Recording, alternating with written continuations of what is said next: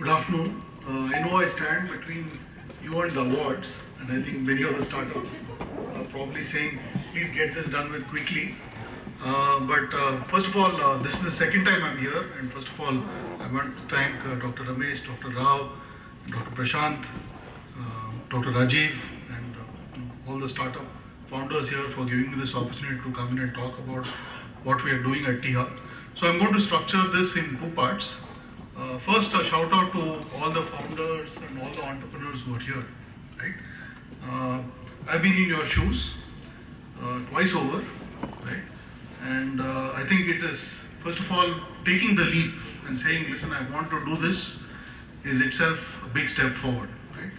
And just to borrow from what Professor Ajit said, it's not winning that matters. You know, it is like Baron Pierre D. Coubertin said in a different context. It's about taking part, right? So first of all, kudos to all the entrepreneurs for taking that leap and fueling your passions, putting together your skills, and the determination to actually go out and build a solution. Right? So that's one.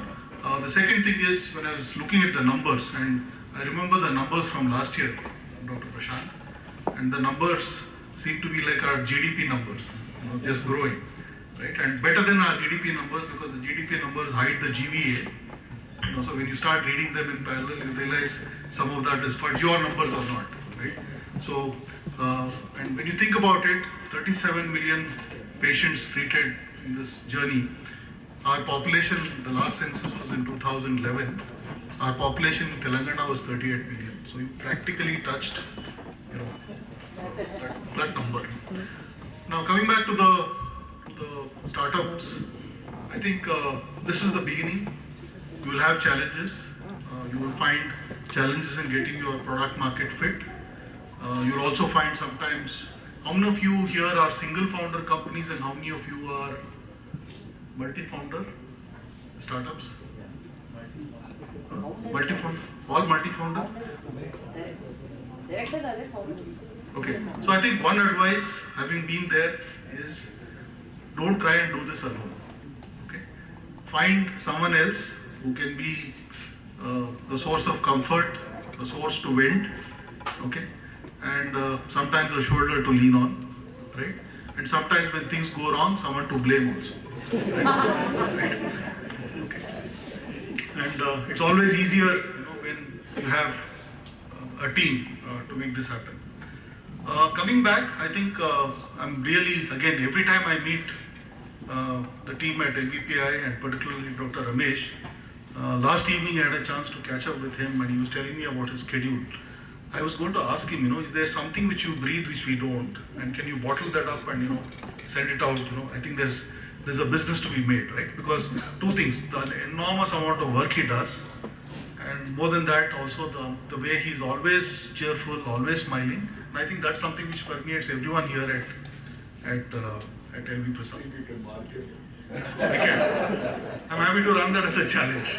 Right? So I think two things struck me when I was coming here, and last night I was there at the dinner, and I think one was, I know I met some of the startups who graduated last year, and one of them sitting here, one of our stars, Ravi, if you can stand up.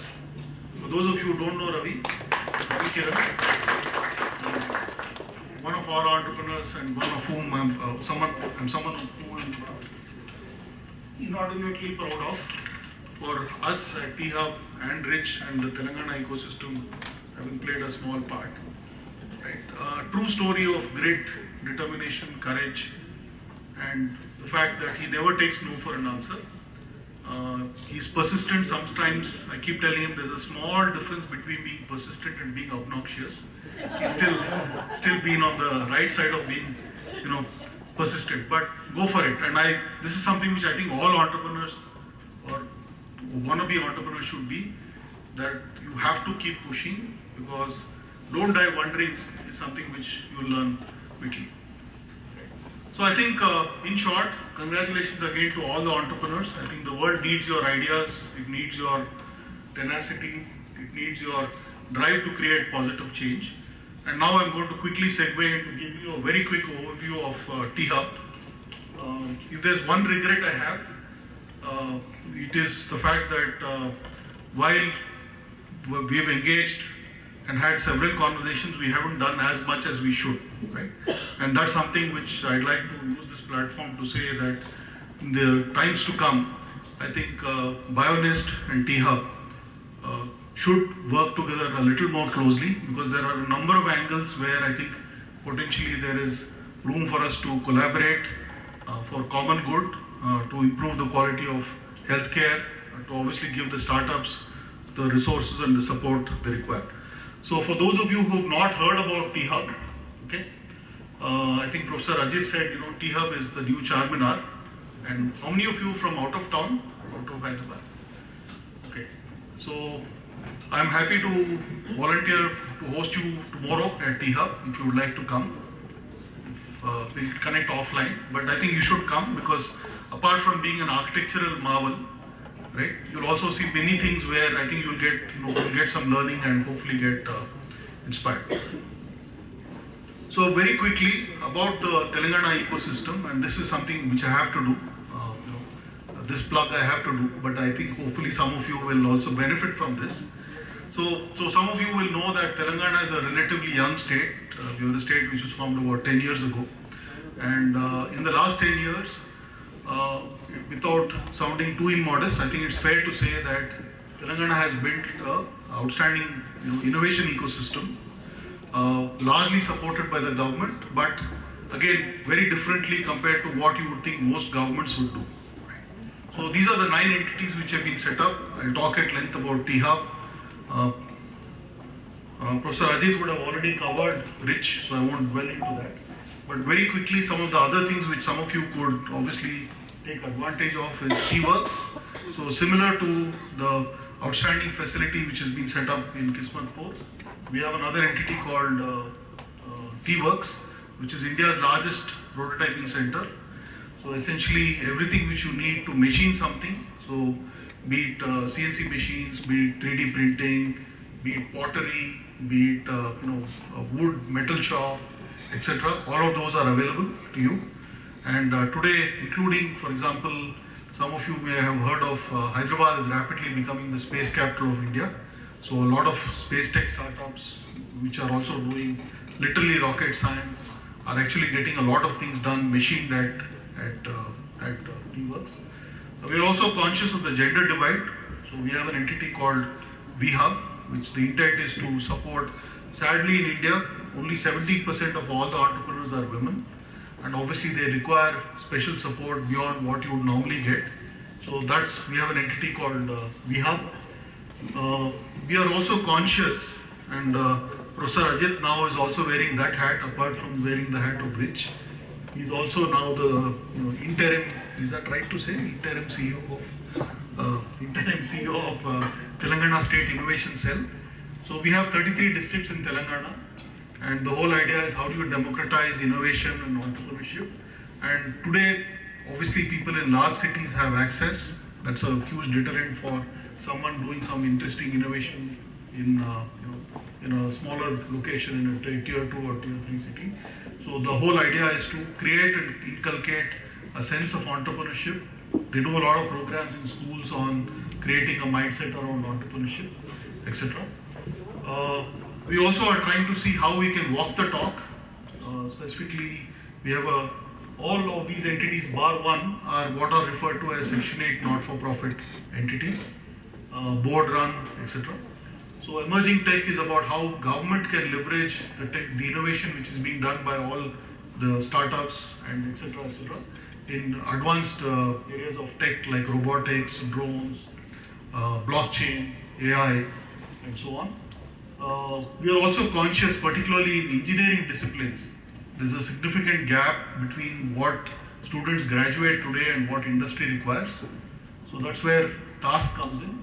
So TASK is about trying to ensure that students become job ready and can be deployed on day one, be work ready from day one. We're also setting up Hyderabad, for those of you who are movie buffs. All of you know, RRR and Pushpa and so on. So we are also now setting up a very large facility for animation, gaming, and entertainment. And I also saw some work which you are doing on VR. So that could also be potentially part of that. And this is the last one, right? So these are the 9 entities. So for those of you, apart from the great work which is being done by LVPEI, please reach out to us and we can help you in a variety of ways, which I'll quickly cover as we go along. So this is we are a public-private partnership, so essentially 3 academic entities, then 5 local champions of industry and the government. We are a board-run Section 8 entity, and we focus on 2 themes. One is how do we support early-stage entrepreneurs, and second is innovation. So very quickly, I wanted to quickly touch on the work which AIOS is doing now in partnership with LVPEI. So we do have programs for converting idea into MVP, right? And Dr. Ramesh will talk about it. So we have a program called Blitz, which is essentially about how do you take an idea and come up with a minimal viable prototype. So a lot of work on design thinking, etc., etc. Because one of the reasons I getting asked a lot is why do startups fail, right? And there are several reasons. Obviously, what most people assume is startups fail because of lack of funding, right? But actually, that's actually a lagging indicator. Usually, the problem is there's a lack of either a founder market fit because they haven't identified the right problem to solve, okay, or they've overestimated the size of the market, or they've overestimated the size of the, how much consumers are willing to pay. Can you make it affordable, etc. And more importantly, they haven't figured out the right team to be able to execute, right? They haven't done enough analysis of the competition. So that's what we see. Today, for example, while we have worked with over 1,600 startups in the last 8 years, right? And they've raised close to about almost $2 billion of funding overall, which is one metric of success, and created 25,000 jobs. We also have a large number of startups which have failed, right? So what we are trying to see is how do we make sure that you try and get it right. It's obviously not an exact science, but how can you eliminate the risk of failure by doing things in a more structured and organized sort of way. Right? So for startups, very quickly, what can we do for you? So we call it a 6M framework which we put. I think I saw a 4A framework which you had. So this is a similar framework, essentially about methodology. So we have stages for different levels of maturity of the startup, idea to MVP. Then we have a design program. I think Professor talked about usability, scalability, and so on. How can you scale not just in manufacturing, but if you're building, let's say, a software solution, you can support 100 users, but once you reach 1,000 or 10,000, etc.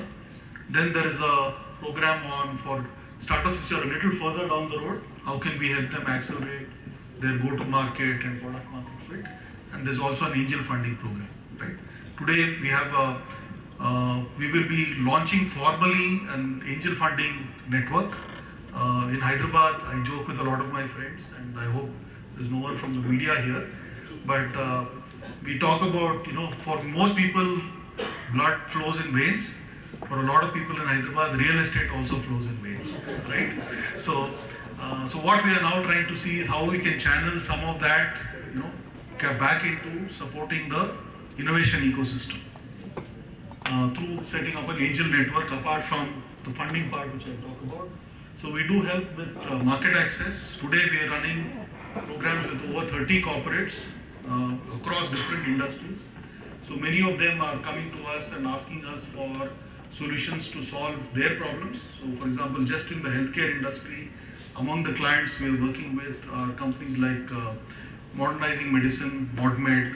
We are working with Novartis, we are working with GSK and so on, and they are looking for innovative solutions to the co-create model.